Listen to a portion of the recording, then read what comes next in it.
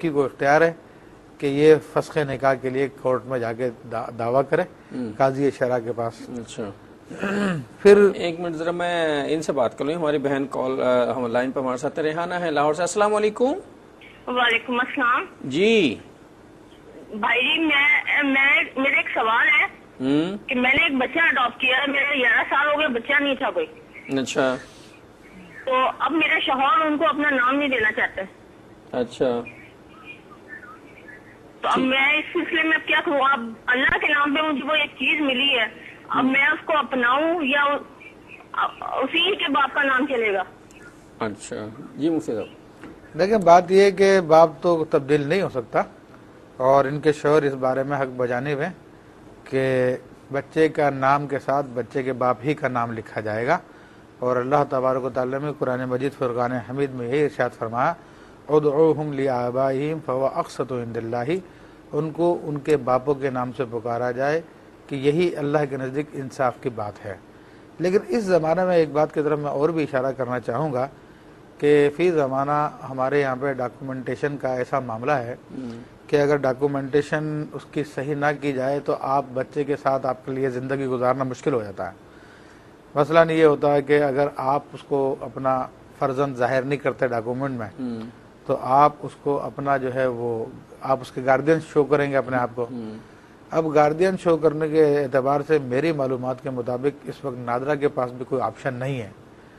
ایک کسی مسئلے میں میری نادرہ والوں سے گفتگو بھی ہوئی تو انہوں نے کہا کہ قومی اسمبلی میں یہ بات جائے گی, وہ بل پیش کیا جائے گا, وہ بل وہاں سے پاس ہوگا تو پھر جو ہے نادرہ جو ہے وہ گارڈین شپ کا سرٹیفکیٹ دے گا.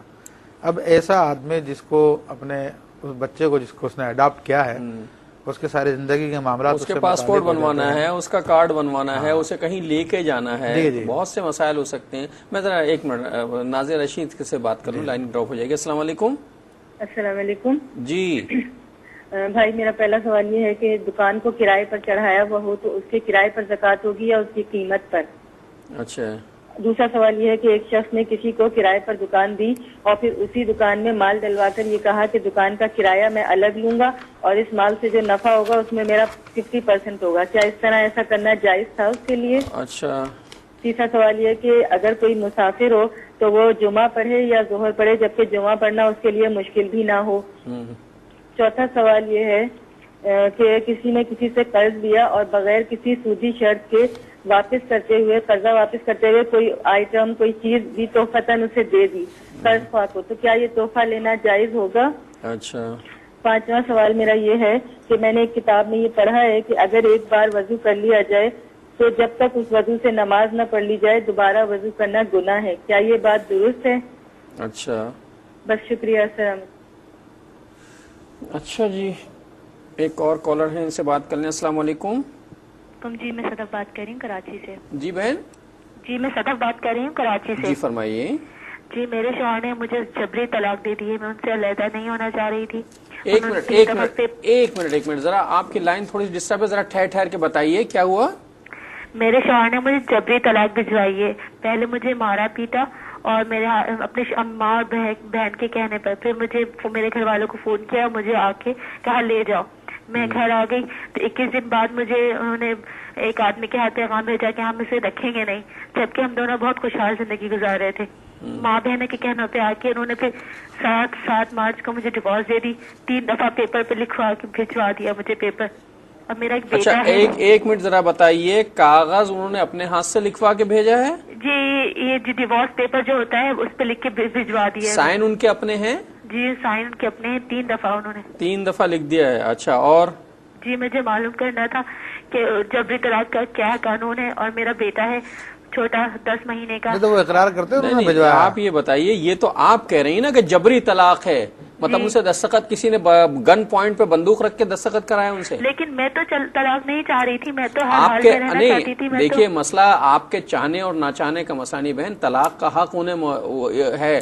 جبری کا مطلب یہ ہوتا ہے کہ وہ نہیں چاہ رہے تھے لیکن انہیں اپنی جان کا خطرہ تھا اس لیے انہوں نے لکھ دیا. نہیں ہے نا, ایسا نہیں تھا نا. چلیں اس پہ بات کرتے ہیں, ابھی بات کرتے ہیں. اور کوئی سوال تو نہیں ہے؟ چلیں اچھا مجھے تو وہ لپ تو اس کے حوالے سے ایک منٹ انڈیا سے دستگیر صاحب انڈیا سے. السلام علیکم. وعلیکم السلام. جی جی میت موتا ہے گھر میں، جس طرف سے چہرہ کرنا، کیسا سلانا اور تختے پر کیسا غسل دینا، یہ ذرا نہیں کیا آپ کیا پوچھنا کیا چاہ رہے ہیں وہ دوبارہ کہیے، سمجھ میں کچھ نہیں آیا. کس رخ پہ لٹائیں گے میت کو؟ نہیں، انتقال ہونے کے بعد ہاں جو میت کو گھر میں ہاں سلاتے ہیں، تھوڑے کیا کرتے ہیں بولے تو پیر قبلے کی طرف کر کے ہاں. چہرہ قبلے کی طرف رہنا بول کے یہ کر رہے ہیں. اچھا اب وہ کیسا یعنی چہرہ رہنا، یعنی تو لحد میں ہم کیسا سلاتے ہیں میت کو ویسا گھر میں بھی سلانا، اور تختے پہ بھی کیسا سلا کے غسل دینا. اچھا اور دوسرا کہ ایک دفعہ میں دیکھا تو آخری غسل شوہر جو انتقال بیوی ہوئی تو دیتے ہیں، یہ بالکل جاہلیت ہے. اچھا ٹھیک ہے. اس کے بارے میں یا تفصیل سے شوہر کو بیوی دیتی ہے، بیوی کو شوہر دیتا ہے. شوہر بیوی کو غسل دے رہا ہے. اور کوئی کالر ہمارے ساتھ ہے. السلام علیکم. وعلیکم السلام. جی بھائی اگر یہ پوچھنا تھا جو بچے گھر سے پاک کے نکاح کر لیتے ہیں، بچی ہوتی ہیں، ان کے بارے میں کیا ہے؟ یہ کیا کہا؟ بچیاں جو ہوتی ہیں لڑکیاں جی، وہ گھر سے پاک کے نکاح کر لیتی ہیں. جی جی ہاں، اس کے بارے میں ہم پوچھنا چاہتے ہیں کہ ابھی تو اس پہ بات ہو رہی تھی. خیر کرتے ہیں، اس سے بات کرتے ہیں، پھر میں آپ کو دوبارہ اس پہ بات کروا دیتا ہوں. یہ خدیجہ آ گئی ہیں پشاور سے، ذرا ان سے بات کر لوں. السلام علیکم خدیجہ. السلام علیکم انکل. کیسی ہیں آپ؟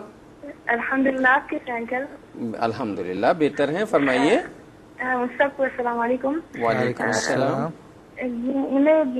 پہلا سوال میرا یہ ہے کہ ابھی آپ بات کر رہے تھے کفو کے بارے میں، تو اگر کوئی مطلب مثال ہمارے یہاں یہ رواج ہے کہ اگر مثلا اب ہم افغانستان سے ہیں تو ہمارے یہاں یہ اس کی اجازت نہیں ہے کہ یہ لڑکی کسی دوسرے ملک کے لڑکے سے، چاہے وہ جتنا بھی اچھا ہو، کسی دوسرے ملک کے لڑکے سے نکاح نہیں کر سکتی. جی تو کیا یہ غیر کفو ہو گیا لڑکی کے لیے یا نہیں؟ اور میرا دوسرا سوال یہ ہے کہ مفتی صاحب نے اپنی کتاب میں لکھا تھا کہ قرض یا دین کی 3 اقسام ہے. انہوں نے اپنے بک میں لکھا تھا کہ ایک دین قوی ہے، اور ایک دین متوسط ہے، اور ایک دین ضعیف ہے. تو اگر میں اس کتاب میں پڑھا لیکن پھر بھی مجھے صحیح سمجھ نہیں آیا، اگر مجھ سے اس کی تھوڑی وضاحت فرما دے تو. اچھا ٹھیک ہے. مسئلہ جیسے والا آپ نے نوٹ کیا ان کا دوسرا والا، یہ چونکہ آپ کی کتاب سے ہے تو مجھے تو یہ سمجھنا. جی یہ کراچی سے حاجی محمد ہیں، ان سے بات کریں. السلام علیکم. حاجی صاحب کی لائن ڈراپ ہو گئی. تو مفتی صاحب پہلے ابھی وہ بچے لے پالک بچے کی بات چل رہی تھی. ہاں تو دیکھیں ایسی حالت کے اندر جب ہمارے پاس اس کے لیے کوئی قانون نہیں ہے، کوئی اور دیگر معاملات نہیں ہے، تو کیونکہ یہ کثیر الوقوع مسئلہ ہے، بہت سارے لوگ اس حوالے سے فون بھی کرتے ہیں، معلومات بھی کرتے ہیں، اور بڑے دیانتدار لوگ بھی ہوتے ہیں، دیندار لوگ بھی ہوتے ہیں. تو اگر وہ صرف اپنی ڈاکومنٹیشن کی ضرورت کو پورا کرنے کے لیے اس کو تبدیل کرتے ہیں، اس کے علاوہ ان کے پاس کوئی چارہ کار نہیں ہے، تو میں اس کی اجازت نکلتی ہے کسی حد تک. لیکن حقیقت یہ ہے کہ قرآن کے حکم پہ عمل کیا جائے گا. جب بھی تعارف کرانے کی بات ہو، جب بھی اظہار کی بات ہو، تو پھر بتایا جائے کہ بھئی ہمارا اس سے یہ رشتہ ہے. لیکن اب ایک مجبوری کو حل کرنے کے لیے اس معاملے کی کسی حد تک اجازت ہو سکتی ہے جب ضرورت کا معاملہ پیش آ جائے. اچھا ذرا سوالوں کے جوابات دے لیں، اس سے کہ ہمارے پاس کافی کالز آ گئے ہیں، پھر اپنے موضوع کی طرف آتے ہیں. نازیہ رشید کی دکان کرائے پر دی ہوئی ہے، تو دکان کی اصل قیمت پہ زکوٰۃ ہوگی یا صرف کرائے پہ زکوٰۃ ہوگی؟ جو کرایہ حاصل ہو اور وہ سال بھر جمع رہے، یا ان کے ساتھ گزشتہ مال رکھا ہوتا ہے ان کے پاس، اس کے ساتھ مل گیا وہ، تو جب اس کا ٹائم پیریڈ آیا پورا تو اس پر بھی سال پورا ہو جائے گا. کہنے کا مطلب ہے کہ دکان کی قیمت پہ زکوٰۃ نہیں ہے، کرایہ کے اوپر زکوٰۃ ہوگی جب بچت ہو جائے اس میں. اچھا انہوں نے کہا کہ کرائے پر دکان دی تھی، اس کا کرایہ بھی ایک آدمی وصول کرتا ہے، اس نے پھر اس میں 1 لاکھ روپے کا سامان بھی ڈلوا دیا اور کہا کہ اس کے منافع میں سے 50% منافع لوں گا. ہاں تو اب یہ ہوگا کہ کرایہ تو وہ لے سکتا ہے. جی ہاں کرایہ بالکل لے گا. اس منافع کی پوزیشن کیا ہوگی جو فکس کیا اس نے؟